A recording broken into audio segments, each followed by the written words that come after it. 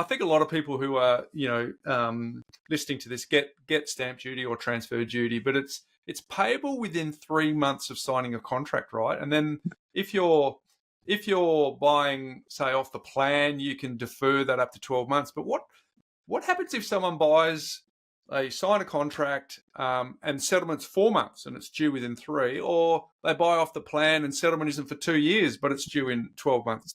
Tell us some sort of case studies of how that works for people, and I'm sure that catches people by surprise. Yeah, mate, look, I think you've pretty much nailed it. Yeah, that's exactly what happens. So at that 3-month mark, the tax is payable. So if you've got an extended settlement period, that's going to exceed 3 months. Usually they're about 6 weeks, but if you're going to go something that's longer than 3 months, expect to be parting the stamp duty at that 3-month mark. Same with off-the-plan purchases.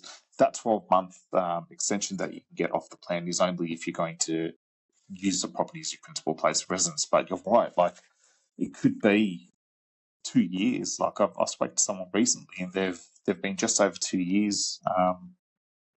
They did an off-the-plan purchase. They had to part with their stamp duty after 3 months. So it's an expense that you need to think about. Generally, your conveyancer or your solicitor who's acting for you will notify you anyway, though. So hopefully it won't be too big of a surprise. But yeah, just in case they don't, because sometimes they don't tell you about land tax either. It's really good to do your homework and know what you're going to be up for before you sign that dotted line and make that decision.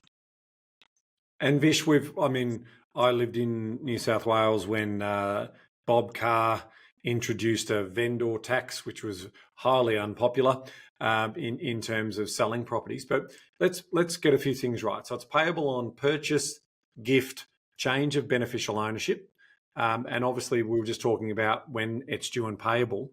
In terms of, for everyone's knowledge, investors and or personal use buyers, there's no change in the rates that they have to pay. Like, in other words, New South Wales has a set fee for both purchases. So look, with the rates, they're essentially annually indexed.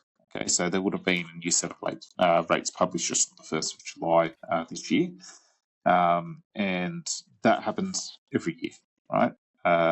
But for the most part, the amount of duty that you'll pay on a specific property is the way that the annual indexation works. It tries to keep it relatively consistent with what's happening, across CPI and other things. So, the rates do change. I sort of tell people, hey, we have calculators on our website, so don't try to get too creative with working it out. Just hop on that calculator, punch in the purchase price of the property or the dutiable value.